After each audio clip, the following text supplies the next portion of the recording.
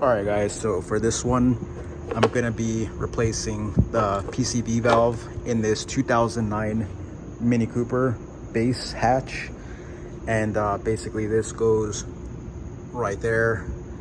It has this diaphragm and spring. First thing I'm gonna do, take off the coil pack cover, pop this off, pop this on, and you're done.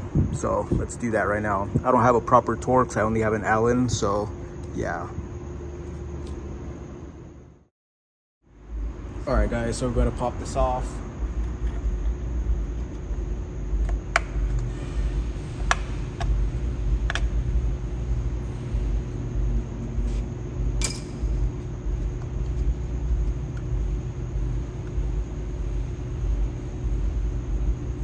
Pretty crusty. All pretty crusty.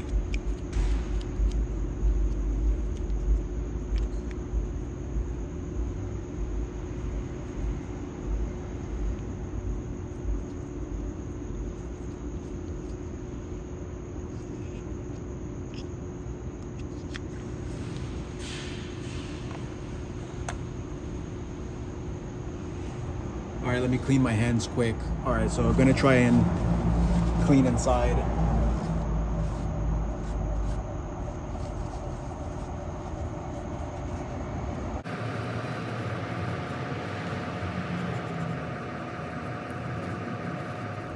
All right guys, so new one and old one. Look how crusty that is. And that one right there, that looks pretty exaggerated because it is a black part. That one is just crusty, but it's not actually like burned and charred, because it actually just looks like that. So right there, kind of cleaned as much as I can in there, and you could see this tab right here and that tab right there. It goes within those tabs right there. Yeah, basically like that. Make sure everything's nice and flush. All right, so I don't know if I should put that here. I don't really think it makes a difference. Or should I do it? See, these are the things that always like get me thinking a lot.